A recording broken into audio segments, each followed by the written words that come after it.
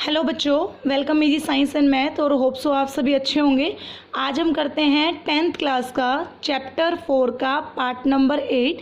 ये आज आपका लास्ट पार्ट होगा, इसके बाद आपका चैप्टर नंबर 4 कंप्लीट हो चुका है। तो सबसे पहले हम बात करते हैं किसके बारे में, सोप और डिटर्जेंट के बारे में। ये रहा आपका सोप और ये रहा आपका डिटर्जेंट। हम सबसे पहले इसके बारे में बात करते हैं। सबसे पहले देखो, सोप इज सोडियम और potassium salt of long chain carboxylic acid. जो साबुन होता है वो सोडियम और पोटेशियम सोल्ट की एक लंबी चेन होती है कार्बोक्सिलिक एसिड की। एग्जाम्पल के तौर पर आप देखो, C17H35 COO पॉजिटिव। ये क्या है? ये लंबी चेन है हमारी, किसकी? किस में दे रखी है? सोडियम के अंदर दे रखी है, कार्बोक्सिलिक एसिड की। Soap are effective, soap effective होती है सिर्फ सॉफ्ट वाटर में। सोप जो होती है हमारी साबुन, अब ये सोप सॉफ्ट वाटर क्या होता है, आपने कई जगह पर देखा होगा, जब आप कहीं गए हो या किसी गांव में, वहाँ पे जो है ना साबुन उस पानी के अंदर छोटे छोटे टुकड़े बनकर टूटना शुरू हो जाती है। यानी पूरी तरह से झाग नहीं बनाती, छोटे छोटे से स्कम से बनाकर उनको तोड़ना शुरू कर देती है साबुन को, और ना ही कपड़ों की सफाई ठीक से करती है। तो उस तरह के पानी को बोला जाता है हार्ड वाटर। और साबुन उस हार्ड वाटर में काम नहीं करती है, वहाँ पर इस्तेमाल में लाया जाता है डिटर्जेंट। आई बात समझ में? वहाँ क्या इस्तेमाल किया जाएगा? हार्ड वाटर में डिटर्जेंट। और सॉफ्ट वाटर में क्या यूज़ कर सकते हैं हम? साबुन का इस्तेमाल कर सकते हैं। हमारा डिटर्जेंट क्या होता है? डिटर्जेंट आर अमोनियम और sulphonate salt of long chain of carboxylic acid. जिस प्रकार हमारा सोप सोडियम और पोटेशियम सोल्ट की लंबी चेन होती है, उसी तरह से हमारा डिटर्जेंट अमोनियम और सल्फोनेट सोल्ट की एक लंबी चेन होती है कार्बोक्सिलिक एसिड की।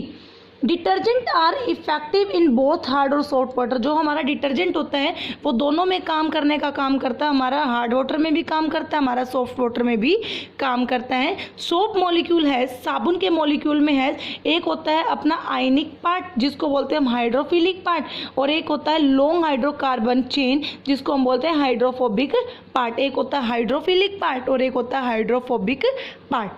अब हम करते हैं क्लींजिंग एक्शन ऑफ सोप। अब साबुन सफाई कैसे करता है? देखो, ज़्यादातर जो गंदगी होती है, मोस्ट डर्ट इज ऑयली, ज़्यादातर गंदगी ऑयली होती है जो लगा होता है इन नेचर, प्राकृतिक रूप पे, and hydrophobic and attract itself with dirt.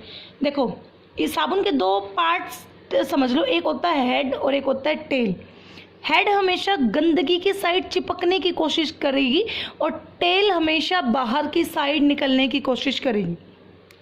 तो जो हेड होता है उसको नाम दिया गया है हाइड्रोफोबिक का, जो डर्ट से यानी गंदगी से चिपकेगी। और जो पूंछ है, जो टेल है, उसको नाम दिया गया हाइड्रोफिलिक का, जो गंदगी को पानी से बाहर खींचने का काम करेगी।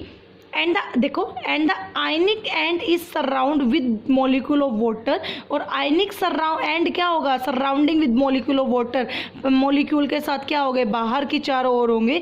This result is formation of radical structure of called micelle. और इस तरह का जो स्ट्रक्चर बनता है इन काम को करने के लिए, जब हाइड्रोफिलिक अपना काम करेगा, जब हाइड्रोफोबिक अपना काम करेगा, तो जो एक स्ट्रक्चर बनता है उसी स्ट्रक्चर का नाम दिया गया, क्या नाम दिया गया? मिसेल। हमारे 10th क्लास में बहुत इंपॉर्टेंट टॉपिक है मिसेल का, और ये आपने देखा होगा कि नॉर्मली तौर पर आपके पेपर में आता है। उसके बाद क्या है हमारा, जैसे आप ये देखो, ये है हमारा ऑयल पार्टिकल, ये है हमारी गंदगी। उसके चारों ओर ये टेल जैसा ये ऐसे कुछ कुछ पार्टिकल बने होते, देखो जैसे दिखा रखे ना, थोड़ी देर बाद आके ये इससे चिपकना शुरू हो जाते हैं। ये देखो ऐसे ही चिपकना शुरू हो जाएंगे। तो ये देखो, यहाँ मैंने करके दिखा रखा है, ये रहा मेरा ऑयल पार्टिकल, ठीक है। उसके चारों ओर ये चीज़ देख लो, जो बाहर की साइड है वो है मेरा हाइड्रोफिलिक पार्ट, जो पूंछ है जो बाहर की साइड है वो है मेरा हाइड्रोफिलिक पार्ट। जो अंदर की साइड है, ये वाला कोना आपको दिखाई दे रहा होगा, ये है मेरा हाइड्रोफोबिक पार्ट जो कि उस गंदगी से चिपका हुआ है, ठीक है। ये जो बाहर ये है मेरे सोप मॉलिक्यूल, यानी मेरे साबुन के मॉलिक्यूल, और इसके चारों ओर जो है ये है मेरा वाटर। क्या है? वाटर। आया समझ में आपको? पेपर में आपको ये डायग्राम बना के आना है जब भी आपको मिसेल के बारे में पूछा जाता है आपसे। The magnesium and calcium salt present in hard water. आपको पता है पानी का हार्ड और सॉफ्ट होना मैग्नीशियम और कैल्शियम के ऊपर डिपेंड करता है। जिस पानी के अंदर मैग्नीशियम और कैल्शियम हद से ज़्यादा होता है या ज़्यादा मात्रा में पाया जाता है, उस तरह के पानी को हार्ड वाटर का नाम दिया गया। और जिस पानी में इनकी कम क्वांटिटी पाई जाती है या कम पाई जाती है, यही समझ लो, तो उसको हम सॉफ्ट वाटर का नाम देंगे। तो magnesium and calcium salt present in hard water react with soap, ये साबुन के साथ रिएक्ट करते हैं molecule to form insoluble product, और एक ऐसा प्रोडक्ट बनाते हैं जो पानी में अघुलनशील होता है, घुलता नहीं है, जिसको हमने किसका नाम दिया? स्कम का। This scum create difficulty in cleansing action. अब ये स्कम बन गया, अब ये क्या करता है? ये आड़े आ जाता है। आड़े आने का मतलब क्या है? ये बाधा डालता है साबुन का सफाई करने में। जैसे देखो हार्ड वाटर ज़्यादा हो गया, साबुन में झाग बनने की बजाय क्या बन जाता है? स्कम बन जाते हैं, छोटे छोटे टुकड़े से टूटने शुरू हो जाते हैं, वो बीच में आ जाते हैं सफाई के, मतलब ठीक से कपड़े की सफाई नहीं हो पाती। तो उस जगह पर हम क्या यूज़ करेंगे? डिटर्जेंट, क्योंकि डिटर्जेंट में क्या नहीं बनता? हार्ड वाटर के साथ जब वो डिटर्जेंट मिलाया जाता तो उसमें स्कम नहीं बनता। स्कम नहीं बनता इसका मतलब झाग अच्छे बनेंगे, झाग अच्छे बनेंगे इसका मतलब हाइड्रोफिलिक और हाइड्रोफोबिक अच्छे से काम करेगा, और वो गंदगी है उसको बाहर निकालने का आसानी से काम किया जा सकेगा। तो देखो, बाई यूजिंग ऑफ डिटर्जेंट का इस्तेमाल करके insoluble scum is not form. मैंने पहले ही बता दिया था कि डिटर्जेंट में आपका इनसॉल्युबल स्कम नहीं बनता।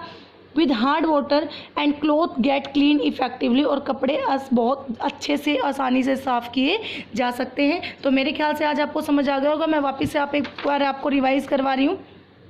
साबुन में जो होता है वो सोडियम और पोटेशियम सोल्ट की लंबी चेन होती है, कार्बोक्सिलिक एसिड की। साबुन जो होता है वो इफ़ेक्टिव होता है सॉफ्ट वाटर के साथ। डिटर्जेंट अमोनियम और सल्फोनेट की लंबी चेन होती है कार्बोक्सिलिक एसिड की। डिटर्जेंट इफ़ेक्टिव होता है हार्ड वाटर में भी और सॉफ्ट वाटर में भी। उसके बाद सोप में हाइड्रोफिलिक पार्ट होता है, लंबी हाइड्रोकार्बन की चेन होती है। क्लेंजिंग करते हुए साबुन के अंदर दो हिस्से होते हैं, एक होता है हाइड्रोफिलिक, एक होता है हाइड्रोफोबिक, जिसको हम हेड या टेल कह सकते हैं। हेड जो होगा वो अंदर की साइड होगा और टेल बाहर की साइड होगा, ठीक है। और उस दौरान जो काम करते हुए जो स्ट्रक्चर बनता है उसको हम नाम देते हैं मिसेल का, ठीक है। उसके बाद मैंने आपको स्ट्रक्चर बता दिया जो आपका स्ट्रक्चर बनेगा। उसके बाद मैंने आपको बताया कि जो मैग्नीशियम और कैल्शियम जिस पानी में बड़ी क्वांटिटी में होता है उसको हम हार्ड वाटर कहते हैं, और अगर कम क्वांटिटी में होता है उसको हम सॉफ्ट वाटर कहते हैं, ठीक है।